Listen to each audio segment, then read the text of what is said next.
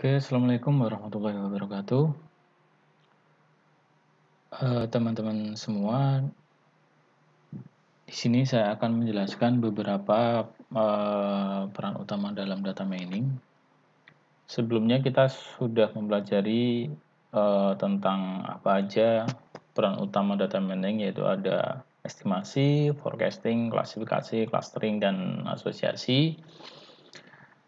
Nah, beberapa kelas sudah saya jelaskan dari estimasi, forecasting, hingga asosiasi, cuman ada beberapa kelas yang memang belum saya jelaskan terkait dengan forecasting dan asosiasi.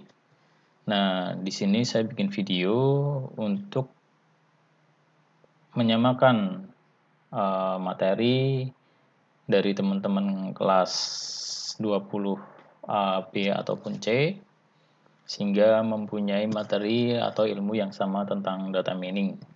Berhubung itu disebabkan karena mungkin beberapa kemarin ada hari libur ya, hari Senin, Kamis, dan sebagainya. Oke, saya langsung mulai aja. Di sini ada 5 peran utama data mining, seperti yang saya sebutkan tadi, ada estimasi hingga asosiasi. Nah, estimasi udah, sekarang saya akan coba praktekkan untuk forecasting. Ini saya akan mempraktekkan menggunakan RapidMiner bagi teman-teman yang udah buat review aja. Buat teman-teman yang belum, silahkan diperhatikan dengan baik-baik. Nah, tidak lupa ini algoritma yang perlu kita pahami untuk masing-masing peran utamanya, estimasi pakainya apa, hingga asosiasi itu pakai algoritma apa aja. Dan kemudian untuk estimasi kita udah belajar ada waktu pengiriman pizza dan performance CPU. Kemarin kita sudah praktek tentang performance CPU. Nah, saya tidak akan mengulanginya lagi. Nah, di sini saya akan mempraktekkan gimana caranya analisis harga saham. Nah, oke. Kalian bisa buka RapidMiner-nya di tempat kalian masing-masing. Nah, nanti kalian bisa download data tentang harga saham di Google Classroom yang sudah saya sampaikan sebelumnya. Nah, ini saya akan mempraktekkan cara import data dan sebagainya. Walaupun kemarin sudah, mungkin bisa buat review buat teman-teman juga semuanya untuk analisis suatu project yang nantinya buat UAS nantinya. Kita bisa klik import, kemudian pilih My Computer, kemudian cari data harga saham yang sudah kalian download. Kalau di saya ada di data CDM. Nah, masukkan data harga saham yang training terlebih dahulu. Kalian bisa next. Nah, di sini ada sheet dari sel dari A sampai F. Kita klik next saja.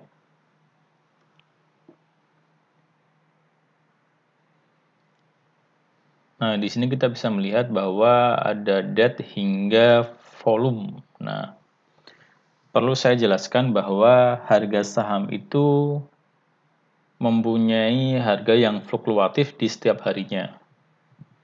Contoh ini adalah harga saham A, contoh ya. Kita bisa menganalisis bahwa harga saham A itu kita ambil data dari tanggal 11 April tahun 2006 hingga 31 Agustus 2006. Saham A ini kita bisa melihat ini data histori ya. Sekali lagi saya jelaskan, ini data histori berarti data yang sudah terjadi.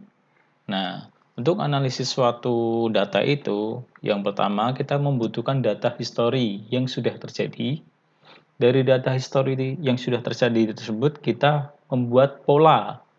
Untuk membuat pola, kita membutuhkan suatu algoritma. Nah, setelah kita combine dengan algoritma, entah itu pakai linear regression dan sebagainya, setelah pola terbentuk, maka nanti pola itu akan kita implementasikan, kita masukkan ke dalam suatu data, yaitu data testing, yang mana data itu belum terdapat suatu hasilnya. Nah, kita pengen memprediksi suatu hasil dari data testing tersebut dengan pola yang sudah kita buat sebelumnya. Nah, maksudnya seperti itu. Jadi kita memasukkan suatu data testing yang belum punya hasil dengan pola yang sudah kita dapatkan sebelumnya. Oke, nah di sini kita melihat ada date, ada open. Open itu harga pembukaan saham. Saham itu dibuka dari jam 9 hingga jam 3 sore. Nah, di sini opennya contoh tanggal 11 April itu dibuka di jam 9 itu harganya 1.296. Kemudian di dalam jam 9 sampai jam 3 itu ada nilai harga tertinggi atau high. Dari jam 9 sampai jam 3 ada harga tertinggi yaitu 1.300,71. Kemudian di antara jam 9 sampai jam 3 sore tersebut juga memiliki harga terendah yaitu 1.282. Nah, itu low dan close di sini adalah harga penutupan. Close itu harga penutupan berarti dibuka jam 9 kemudian ditutup jam 3. Nah, itu jam 3 itu jam 3 teng itu namanya harga close yaitu 1.286. Itu di tanggal 11. Contoh lagi di tanggal 18 itu dibuka dengan harga jam 9 pagi dibuka dengan harga 1.285. Harga tertingginya 1.309. Harga terendah di hari tersebut itu 1.285 dan harga penutupan jam 3 sore itu 1.307. Di sini ada volume. Volume itu jumlah lembar saham. Ya, ada puluh juta dan sebagainya lah. Nah, kita akan fokus di harga penutupan. Nah, kita akan fokus di harga penutupan, kita pengen mencari, menganalisis, contoh ini tanggal 11 ya, sampai tanggal 31 Agustus. Nah, seandainya aja kita pengen menganalisis harga saham di tanggal 1 September. Nah, kita kan belum tahu kan, misalnya harga 1 September itu closingnya itu harganya berapa. Nah, oleh karena itu untuk memprediksi harga saham tanggal 1 September tersebut, kita perlu data history. Data history tersebut kita gunakan untuk membuat pola. Ya. Oke. Sebelum itu kita cek dulu data tipenya. Ini date udah benar, real itu benar ya, real itu bisa koma. Nah, kemudian kita pasang suatu target. Kita targetnya apa sih? Pengen mencari harga penutupan, harga close ya. Maka kita harus ingat bahwa kita harus, kalau seandainya kita punya target, kita harus membuat suatu rule di mana target kita dibuat dengan label. Nah, dengan cara klik di sini, change rule, kemudian label, hingga berwarna hijau seperti ini. Oke. Nah, kita udah tentukan nih target kita apa. Jadi, untuk di data yang testing nantinya, kita bisa memprediksi, oh, kita pengen prediksi harga closing sih. Pak, boleh nggak sih kalau saya pengen prediksi harga open? Bisa. Tinggal diganti aja targetnya opennya berapa, seperti itu. Oke, next. Kemudian, masukkan ke dalam suatu data simpanan kalian. Kemudian finish. Nah, di sini udah terbentuk satu data. Langkah pertama kita harus cek dulu apakah data itu ada yang missing. Oh, oke, semuanya 0 ya, berarti nggak ada yang masalah. Kita kemudian kembali ke desain. Nah, kemudian kita masukkan lagi data, kita import dulu data harga saham testing.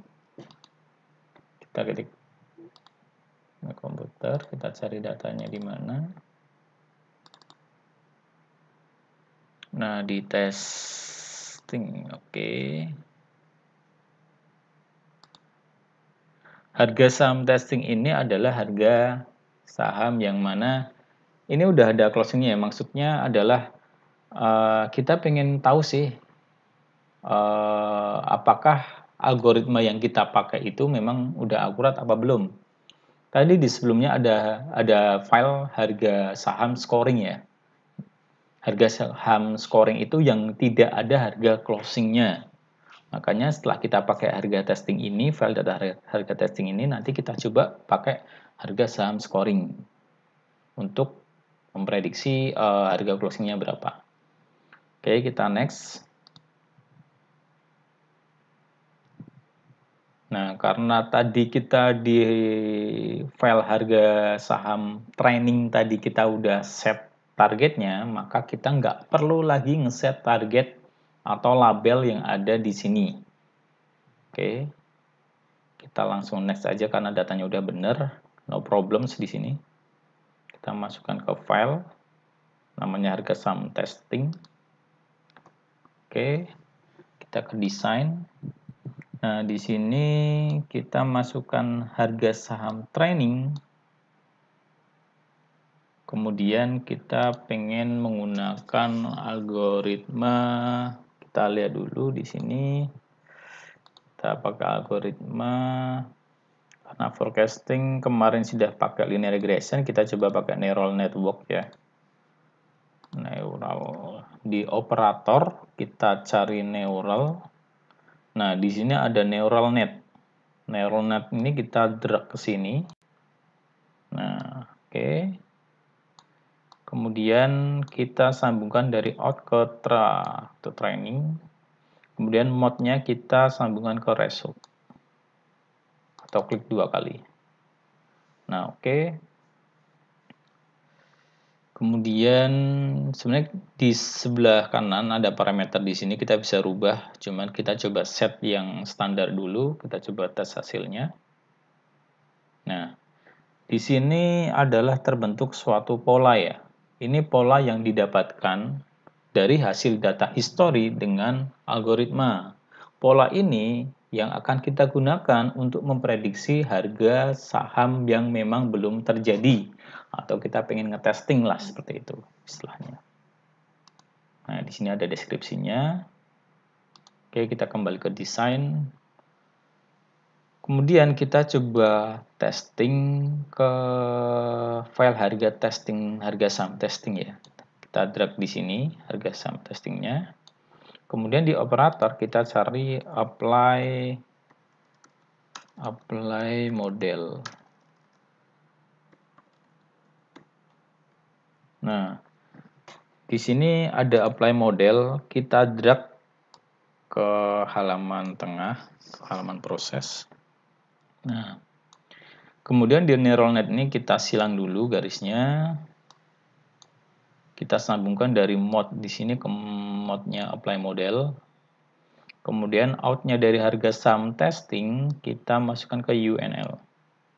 Nah, kemudian dari apply model lab di sini kita sambungkan ke result. Oke, kalau sudah terbentuk seperti ini, kita kemudian apply. Nah, kalau seandainya apa yang dilakukan betul, maka akan muncul suatu prediksi harga closing. Kita bisa drag harga closing yang memang sudah ada ya. Ini hasil dari prediksi menggunakan algoritma neural network dan ini harga aslinya yang sudah terjadi.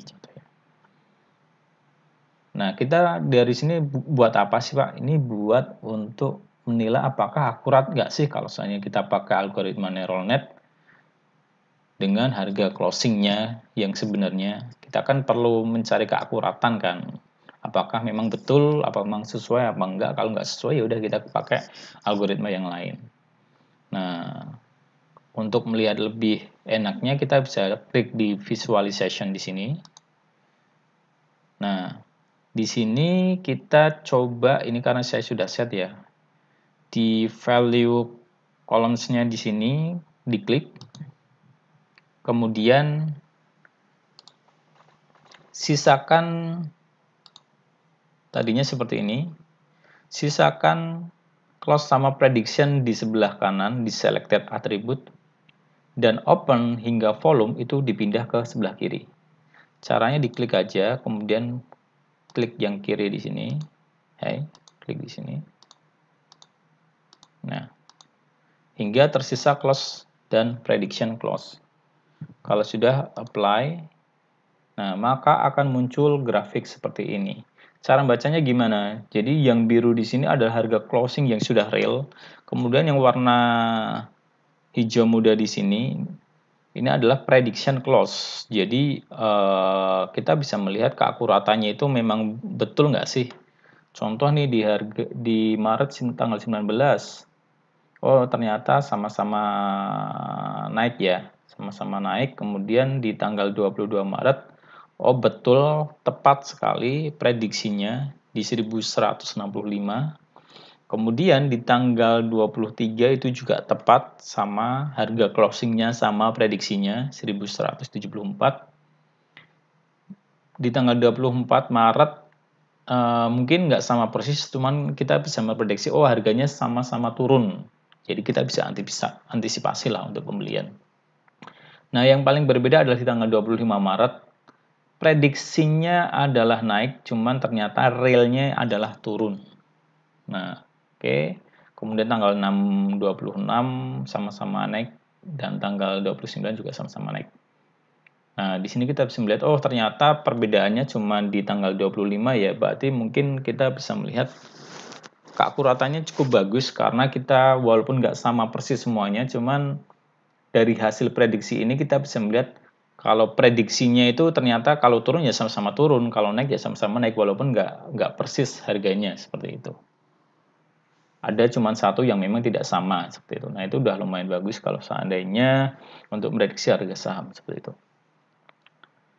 Nah, itu untuk harga saham. Nah, kemudian kalau seandainya kita ingin masukkan harga scoring, kalau kita masukkan harga saham scoring, kita bisa import data, kemudian cari filenya, harga scoring. Nah, ini kalian bisa next. Kemudian kalian bisa next juga. Kalau kalian amati itu tidak ada harga close di sini. Nah, kita ingin mencari prediction harga close maksudnya seperti itu. Kalau tadi kan sudah ada kan untuk menilai keakuratan. Kalau ini benar-benar nggak ada gitu seperti itu. Oke, next kita masukkan di file harga saham scoring. Nah, di desain kalau kita pengen memprediksi yang file harga saham scoring tadi, yang harga saham testing di sini kita delete, klik kanan delete. Nah, kita masukkan harga saham scoring di sini. Harga saham scoring outnya kita masukkan ke UNL, kemudian kita run. Klik yang biru di sini. Nah, di sini ada prediction close-nya, yaitu hasil prediksi harga penutup saham yang penutupan ya. Nah, itu untuk prediksi harga saham. Kalau kita lihat visualisasi, mungkin nggak ada sih ya, karena memang kita cuma satu tok sih. Kita pindah ke sini, jadi cuma ada satu garis. Bar plot tipnya, kalau seandainya tadinya seperti ini, kita bisa ubah ke line. Nah, sini. Oke.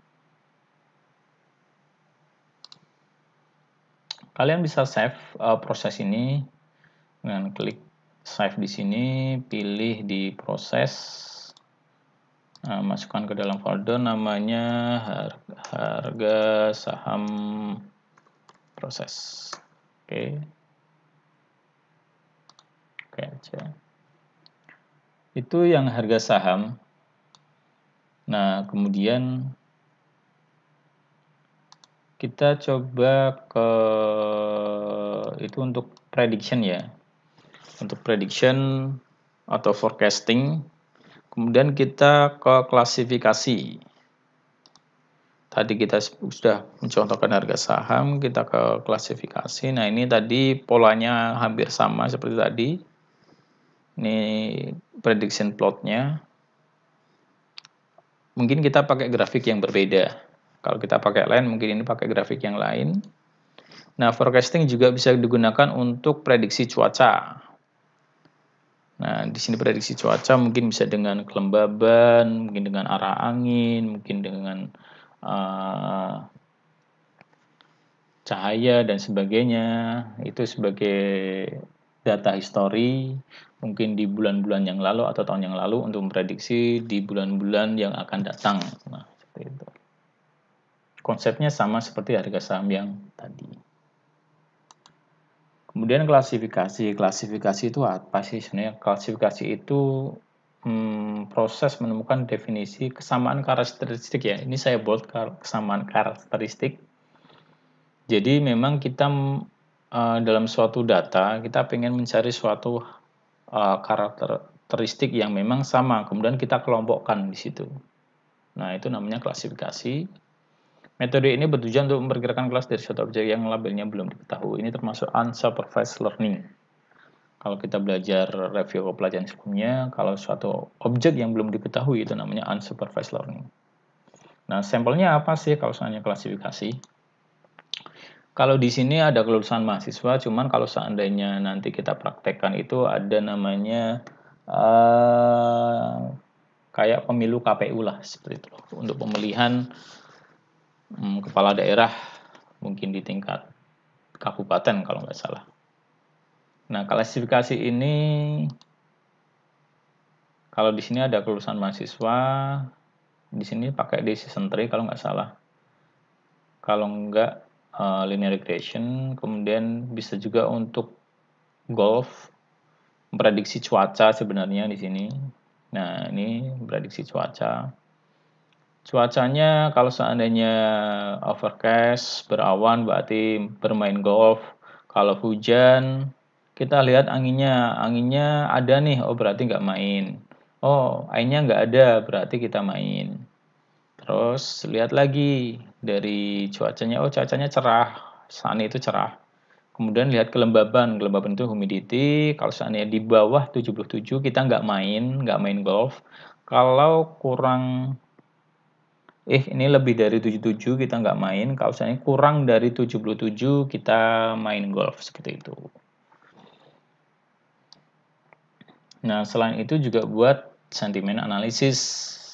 Seperti memprediksi bahwa calon si A, si B, si C untuk pemilu presiden, kepala daerah dan sebagainya itu menang apa enggak sih? Kalau misalnya kita ngamati beberapa pemilu yang sebelumnya, pasti ada prediksi kan dari lembaga A, B, C dan lainnya. Kemungkinan si calon A di tempat Provinsi Jawa Tengah bakal unggul berapa persen. Nah, itu prediksinya padahal belum terjadi gitu kan. Nah, mereka bisa memprediksi dengan data apa? Mungkin data-data histori, data-data pendapat, data-data yang lainnya yang memang bisa dikumpulkan untuk membentuk suatu pola dan menghasilkan suatu prediksi seperti itu. Oke, dari sini kita akan mencontohkan prediksi itu. Kita bisa blank dulu, blank proses ya, layar putih di sini. Kemudian kita masukkan data, import data, pilih yang KPU.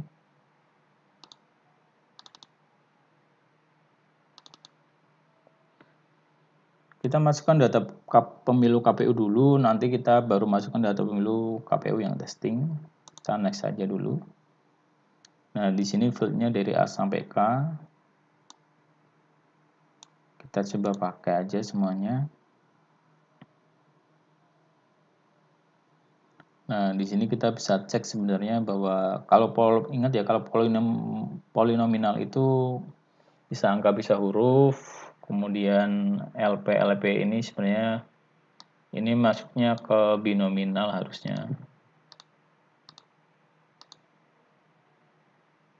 Karena cuman ada dua tipe. Kemudian kecamatan itu polinomial, integer itu nomor urut ya, udah benar integer. Suara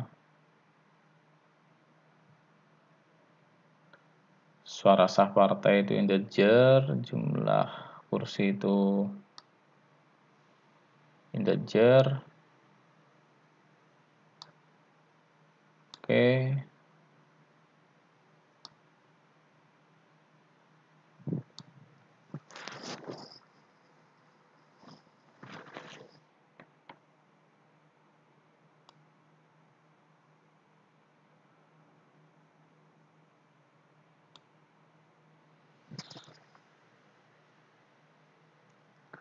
Kita bisa next. Kemudian masukkan ke data pemilu.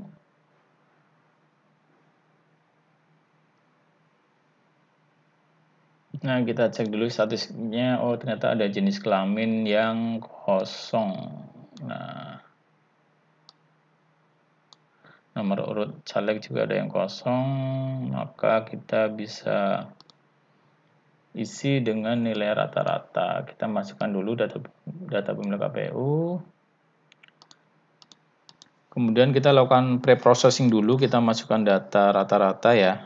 Yang gampang aja pakai replace missing value. Nah, kita drag di sini. Kita masukkan. Kita klik di sini. Nah, kita pakai all aja. Itu maksudnya semua field ya, semua kolom tadi. Kalau single itu kita pilih cuma satu kolom, subset itu beberapa kolom, all itu semua. Jadi kalau ada yang semua yang kosong kita isi dengan rata-rata. Nah, biar lebih gampangnya kita pilih all aja semua, kemudian kita run. Sebentar, kita extend-nya kita ke result dan kita run.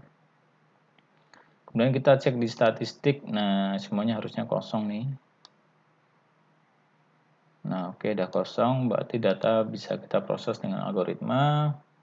Kita cek dulu, kita algoritma apaan sih kalau seandainya klasifikasi ya. Bisa pakai decision tree, C45, KNN. Kita coba pakai decision tree aja. Nah, di operator kalian ketikkan decision, desi aja udah keluar decision tree di sini. Kita masukkan ke halaman proses. Kita silang. Nah, dari extra-nya kita sambungkan ke tra di sini, mode-nya kita masukkan di sini. Oke, kemudian kita coba run. Oh, di sini ada error. Errornya adalah missing label, ya. Kita lupa tadi nggak menentukan target kita apa, gitu kan. Nah, kalau seandainya kita belum menentukan target atau label, kita pengen ngapain sih tadi itu kan. Target kita ngapain sih? Nah, kalau kita belum menentukan, maka akan ada error seperti ini. Nah, kita coba klik di sini, data pemilu KPU, kita edit. Di data editor, kita coba cari target kita apa. Kita pengen mencari, ini caleg ya, calon legislatif ya. Ini ada suara sah dan sebagainya. Ada nama partai, nama calon legislatif, jenis kelamin.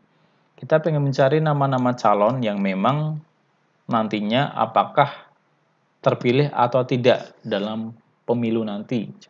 Maka kita melihat data history dulu. Ini data history ya. Data pemilu KPU ini data history yang memang sudah ada mungkin di tahun sebelumnya. Nah, kita buat dengan algoritma untuk membentuk suatu pola yang nantinya kita coba praktekkan, implementasikan ke dalam suatu data testing yang memang belum terjadi istilahnya seperti itu. Target kita adalah menentukan terpilih atau tidaknya.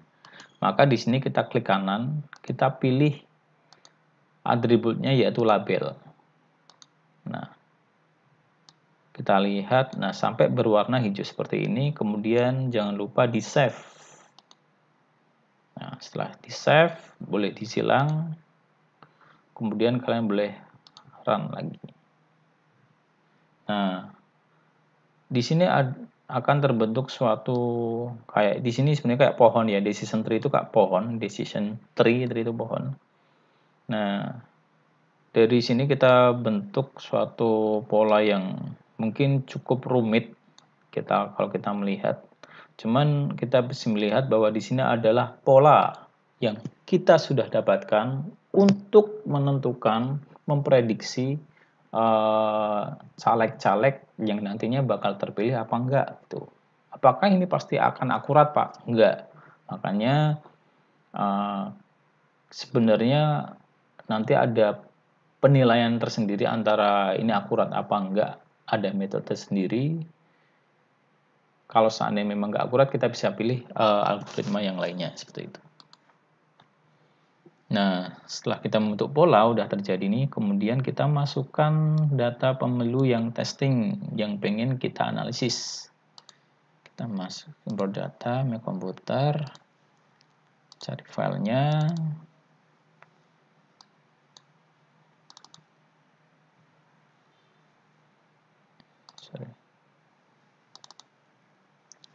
Pilih yang data pemilih KPU testing, kita next. Kita next saja. Nah, kemudian jangan lupa disamakan ya. Tadi adalah polinominalnya adalah binominal. Kita harus sama, kalau berbeda nanti nggak mau proses, akan terjadi error. Jadi antara data training tadi, data training yang saya sebutkan tadi, sama dengan data testing yang akan kita proses ini, harus tipe datanya harus sama. Seperti itu. Oke.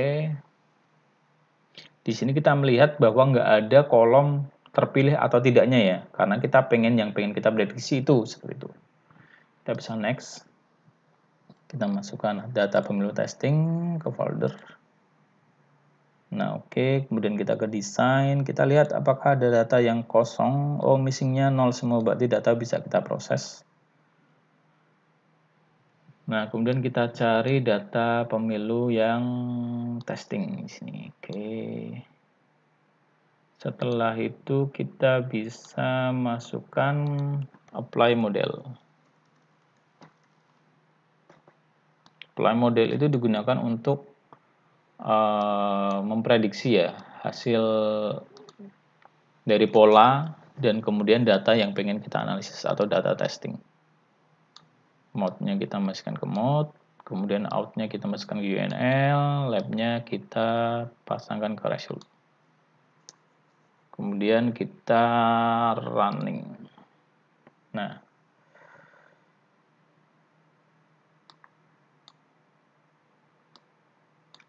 di sini akan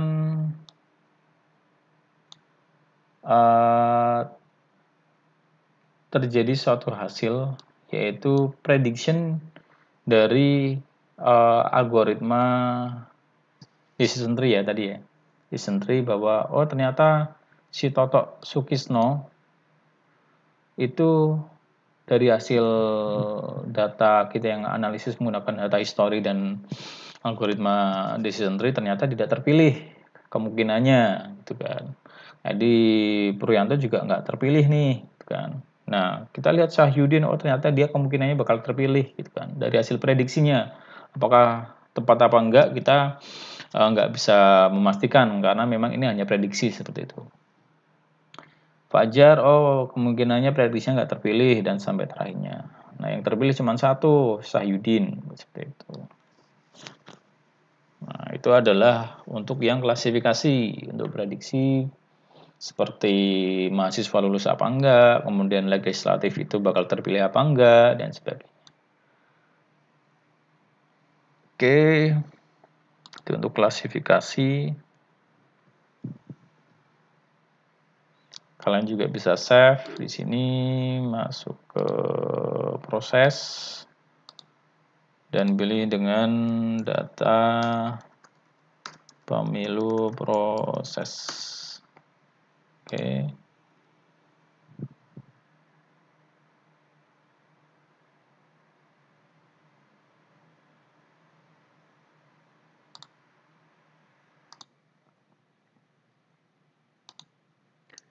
Kemudian klasifikasi udah, kita akan lanjutkan ke clustering.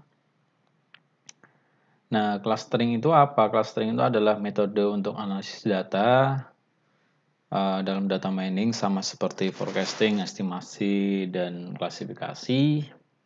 Cuman kalau yang clustering ini dia mengelompokkan data dengan karakteristik yang sama, hampir sama dengan klasifikasi. Cuman nantinya kalau clustering itu bukan menentukan atau memprediksi kalau klasifikasi ya atau tidak, terpilah atau tidak. Cuman kalau clustering ini hanya mengelompokkan. Jadi dalam suatu data yang banyak, mungkin ratusan atau hingga jutaan dikelompokkan nih. Gitu. Contoh di Indonesia, ada 100 juta penduduk, kemudian kita pengen mengelompokkan orang-orang yang memang usianya di kategori usia remaja, usia anak-anak, usia lansia. Nah, itu kita kategorikan tuh. Nah, itu bisa menggunakan clustering. Atau yang mungkin pendapatannya di bawah 5 juta sama yang di atas 5 juta. Nah, itu bisa dibuat pengelompokan dengan clustering. Salah satu contohnya ini ada bunga iris. Nah, ini yang akan kita coba nanti di Rapid Manner. Ini sudah ada datasetnya. Nah, ciri khas untuk clustering ini itu datasetnya tanpa label. Nah, jadi kalau seandainya kita estimasi, forecasting, dan klasifikasi itu harus punya label, untuk clustering sama asosiasi nanti itu tidak perlu adanya label atau target ya. Oke, diingat-ingat kalau clustering sama asosiasi tidak perlu adanya label atau target. Karena tujuannya apa? Kalau di sini hanya mengelompokkan, jadi nggak ada suatu target kolom tertentu yang yang harus jadi target kita tuh nggak ada. Nah, ini contohnya menggunakan Cummins ya. Nanti hasilnya akan membentuk suatu pengelompokan seperti ini nih. Nah, dari bunga iris ini mungkin ada 100 record, kemudian pengen kita kelompokkan nih menggunakan metode Cummins contoh. Hasilnya akan jadi seperti ini. Nah, ada merah, ada hijau sama biru. Nah, nanti di kelompok-kelompok ini nanti kita bisa olah kembali. Kita bisa olah menggunakan asosiasi atau yang lain gitu. Tapi tujuan dari clustering ini hanya untuk mengelompokkan seperti itu. Kalau ini cluster ya, di sini ada cluster 0, cluster 1, cluster 2. Nah, ini cluster 0, cluster 1, cluster 2 warna merah. Ini juga bisa buat sentimen penduduk. Nah, seperti yang tadi saya bilang, bahwa dari penduduk Indonesia, kita buat kelompokan. Dari yang kita, kalau dari contoh di sini itu, ada dikelompokkan menjadi yang sedih, kemudian tidak senang, depresi, bosan, kemudian tenang, rileks, kemudian senang, happy, dan sebagainya. Nah, ini cenderung kemana sih gitu kan? Oh, ternyata rata-rata masyarakat Indonesia cenderungnya di sini. Berarti di sekitaran sini, di sekitaran orang-orang yang excited, orang yang happy, orang yang senang, pleasant. Dan kemudian juga, oh ternyata ada orang-orang yang stres, ada yang kecewa, dan ada orang yang sedih itu cuma sedikit. Nah, seperti itulah kategorinya. Bisa juga untuk memprediksi kemiskinan, pengelompokan kemiskinan. Oh, ternyata kalau seandainya ini di daerah, kalau nggak salah di daerah US, itu ada banyak negara, 39 negara bagian kalau nggak salah. Nah, ini kalau contoh, oh warnanya orange itu mempunyai tingkat kemiskinan yang rendah. Kalau seandainya warnanya mungkin biru kayak gini, mungkin mempunyai tingkat kemiskinan yang tinggi. Kalau yang orange kayak gini, kuning ini punya tingkat kemiskinan yang sedang. Nah, itu bisa diprediksi. Nah, oke, sekarang kita coba praktek untuk yang clustering. Kita buka Rapid Planner. Nah, di sini kita nggak perlu import data apapun karena kita udah ada datanya di bagian sampel. Di Rapid Manner kalian itu pasti ada sampel data. Nah, kita cari di bagian folder data di sini. Kita cari namanya iris. Nah, oke, kita drag ya ke halaman proses. Ini halaman proses. Kemudian kita coba petakan. Kita coba algoritmanya apa aja sih kalau seandainya clustering tuh.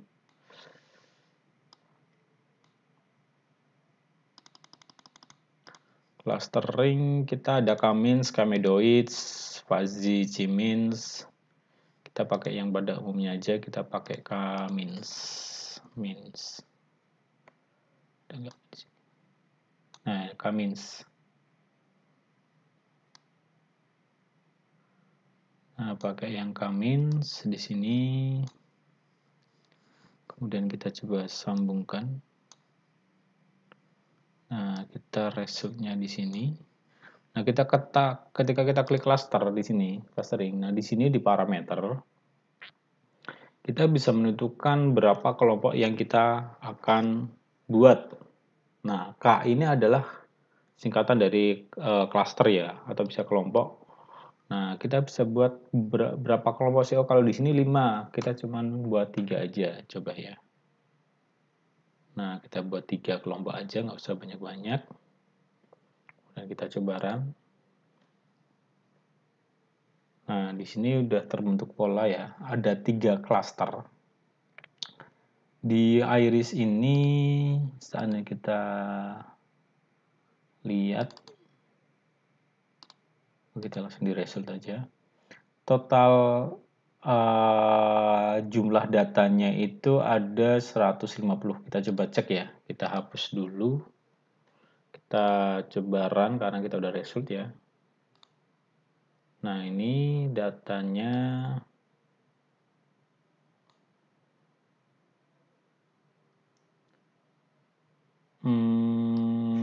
dari ada label, kita nggak perlu ada label sih, dari A sampai 4. Kemudian ada 150 example. Nah, karena memang ini nggak ada penjelasan A1 sampai A4 itu apa. Yang penting ini adalah iris. Iris itu kayak kelopak ya, kelopak bunga ya. Iris itu kayak kelopak bunga. Dan kita lihat statistiknya, oh ternyata nggak ada yang missing. Oke, betul. Nah, terus kita coba masukkan Kamins tadi. Oke, tidak nyambung, kita bikin 3 kelompok aja. Kita run. Nah, dari 160 dibagi menjadi 3. Cluster 0, cluster 1, cluster 2. Cluster 0 ada 50 item, cluster 1 ada 39 item, cluster 2 ada 61 item. Nah, kalau kita lihat mapnya kayak gini, kita bisa pindah-pindah. Nah, kalau seandainya kita pengen lihat plotnya, gambar pemetaannya, nah kita bisa rubah di sini.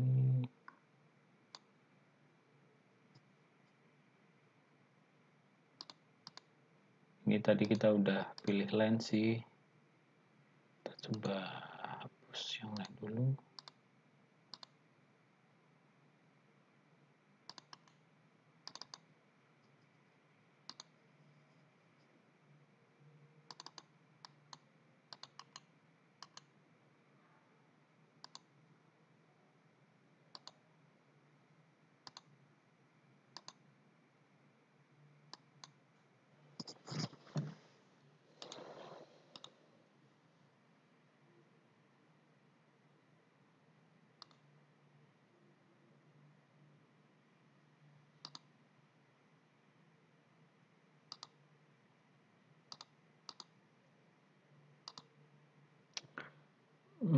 Harusnya di sini ada beberapa pilihan untuk desainnya ya. Seperti yang klasifikasi tadi, kita bisa pilih garis atau kotak dan sebagainya. Cuman di sini saya nggak nemu.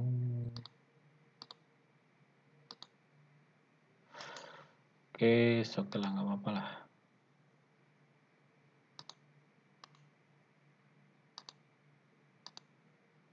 Yang penting tadi udah terdapat 3 kelompok. Nah, ini ada rata-ratanya juga.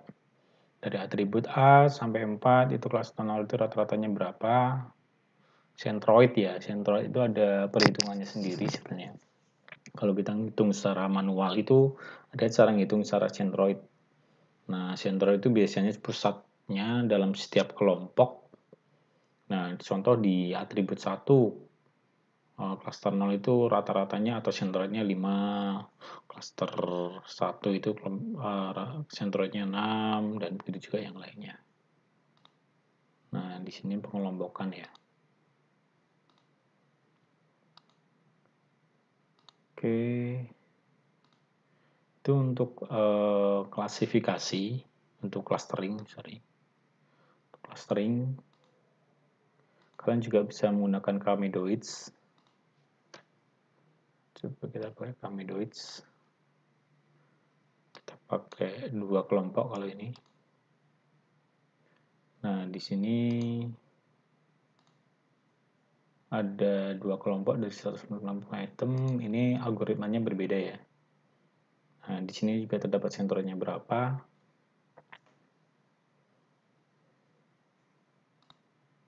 Oke. Itu kalau seandainya kita menggunakan clustering. Sekarang kita coba menggunakan asosiasi. Asosiasi itu apa? Itu algoritma association rule ya, biasanya menyebutnya. Itu algoritma yang menemukan atribut yang muncul bersamaan. Ini biasanya digunakan untuk toko-toko supermarket, kayak mungkin Hypermart, kemudian Indomaret, Alfamart, ya sejenis seperti itu. Untuk apa? Targetnya utamanya sebenarnya buat promosi, untuk meningkatkan penjualan. Loh, kok bisa, Pak? Caranya gini, mereka menganalisis nih, contoh kalau di sini tuh pada hari Kamis malam ada 1.000 pelanggan yang melakukan belanja di supermarket A, B, C. Jadi pada hari Kamis nih ada orang yang beli sebanyak 1.000 di supermarket A, B, C, di mana dari 1.000 itu ternyata terdapat 200 orang yang membeli sabun mandi. Oke, jadi ada dari 1.000 itu terdapat 200 orang yang membeli sabun mandi. Kemudian dari 200 orang yang membeli sabun mandi tersebut ternyata juga membeli Fanta sebanyak 50 orang. Oke. Jadi saya ulangi, ada 1.000 pelanggan yang beli di hari Kamis. Dari 1.000 pelanggan tersebut ternyata 200 orang membeli sabun mandi. Dari 200 orang tersebut sebanyak 50 orang membeli Fanta. Dari 200 orang yang membeli sabun mandi, ternyata terdapat 50 orang yang membeli Fanta. Oke. Nah, di association rule ini terdapat 2 hal yang memang perlu kita ketahui, yaitu pertama adalah support dan kedua adalah confidence. Support itu adalah seperti nilai yang mana kita yang pengen cari, contoh ya, kita pengen mencari, kalau di sini kan sabun mandi, padahal kan dari 1.000 pelanggan ini kan ada yang beli rokok, ada yang beli popok, ada yang beli minuman dan sebagainya. Nah, terus saya pengen menganalisis sebagai seorang manajer, saya pengen menganalisis kalau sabun mandi itu biasanya orang-orang itu beli sama apa sih gitu kan? Apakah kalau orang beli sabun mandi juga beli rokok, apakah beli yang lainnya? Nah, saya pengen mencari keterkaitan orang yang beli dengan sabun mandi gitu. Nah, itu yang dinamakan dengan support. Pak, boleh nggak sih kalau misalnya kayak saya ganti dengan susu anak? Boleh. Susu anak itu rata-rata orang yang beli susu anak itu juga beli apa sih? Apakah beli minuman, apakah beli es krim, dan sebagainya. Nah, ini adalah sesuatu yang pengen kita ketahui, pengen kita tuju. Contoh itu disebut dengan support. Berarti supportnya, cara menghitungnya gimana? Support itu dihitung dari jumlah total pelanggan pada hari itu, pada hari Kamis, kemudian dibagi dengan jumlah orang yang membeli sabun mandi, jumlah orang yang membeli barang yang kita targetin. Ya, kalau di sini ada sabun mandi yaitu 200 orang, berarti 200 dibagi 1.000, berarti supportnya adalah 20%. Oke, 20% dari nilainya dari 200 dibagi 1.000 atau 0,2. Dan nilai confidence itu adalah nilai keterkaitan ya. Nilai keterkaitan orang-orang yang beli sabun mandi itu ada berapa orang sih? Jadi, orang yang beli sabun mandi 200 orang itu, yang membeli barang lain, kalau di sini saya samplingkan itu Fanta, itu ternyata ada 50 orang, tapi makanya cara ngitung confidence-nya adalah confidence itu keterkaitan barang dengan yang lainnya gitu. Barang A contoh sabun mandi, barang B itu apa sih Fanta? Boleh nggak sih kalau seandainya saya nyari nilai confidence? Mungkin rokok atau mungkin minuman atau mungkin yang lain itu boleh. Itu bisa dihitung nilai confidence-nya. Nah, kalau di sini saya samplingkan adalah Fanta. Oke. Nilai confidence Fanta itu adalah dari 50 dibagi 200. 50 karena tadi yang saya sebutkan yaitu ada 200 orang yang beli sabun mandi nih. Ternyata dari 200 orang itu juga beli Fanta itu jumlah 50 orang. Makanya saya menghitung nilai confidence dari Fanta itu adalah 50 bagi 200, hasilnya 25% atau 0,25. Nah, itu support dan confidence. Supportnya kalian boleh ganti. Seperti yang saya bilang, nggak harus sabun mandi. Mungkin kalian pengen melihat keterkaitan dengan jajanan, mungkin jajanan taro. Kamu jadikan support boleh. Kemudian pengen keterkaitannya dengan apa sih? Keterkaitannya mungkin dengan es krim. Berarti confidence-nya berarti. Nah, kamu tinggal hitung nilai confidence-nya berapa. Nah, ini bisa juga kalian pakai buat project. Was nanti kalian contoh tetangga punya toko atau toko mana yang memang punya histori penjualan. Jadi setiap harinya ada berapa pelanggan dan setiap pelanggan itu beli apa aja. Nah, kalian bisa ambil datanya itu buat dianalisis, buat jadikan project. Nah, seperti itu. Itu bisa banget. Kalau seandainya nanti ada yang bingung bisa saya bantu. Oke, sekarang kita praktek. Nah, kita blank proses dulu. Ini bisa kalian simpan, bisa kalian enggak. Sebenarnya beberapa kelas sudah saya jelasin tentang asosiasi, cuman ini saya review bagi teman-teman yang kelasnya belum saya jelasin ya. Oke, pertama kita import data dulu, karena datanya nggak ada di history rapid manner. Kita ambil data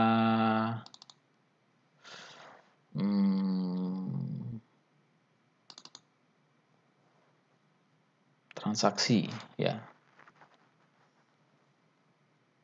Oke, dari data transaksi. Nah, di sini ada data transaksi dari A, ada beberapa kolom, banyak kolom A sampai K kolomnya. Ada customer, terus dia beli gula, dan sampai boneka. Jadi cara bacanya adalah, contoh ini customer 1 ya. Dia beli gula. Yang 1 itu beli, yang 0 itu nggak beli. Customer 1 itu dia beli gula, juga beli kopi, tapi dia nggak beli aqua, dan dia nggak beli popok, tapi dia beli sampo juga, dan sebagainya. Contoh customer ke-6, dia beli gula, dia juga beli kopi, tapi dia nggak beli aqua, tapi dia juga beli sabun. Dia nggak beli sampo dan sebagainya. Itu cara bacanya. Nah, kemudian karena customer ini nggak kita pakai buat analisis, ya, kita bisa jadikan ID di sini. Nah, cara gantinya adalah change role, kemudian kita pilih ID. Oke. Nah, kemudian kita cek datanya, apakah ini datanya termasuk integer, apakah real, dan sebagainya. Ternyata semuanya adalah 01. 01 ini karena cuman ada 2 isian, 1 sama 0, berarti kita bisa ganti dengan binominal. Ya. Semua isian yang cuman ada 2 itu bisa kalian ganti dengan binominal.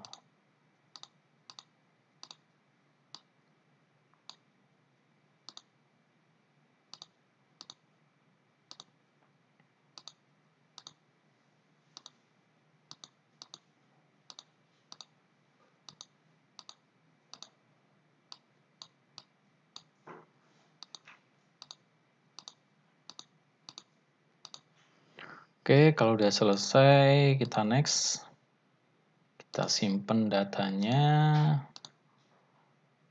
Namanya transaksi. Oke.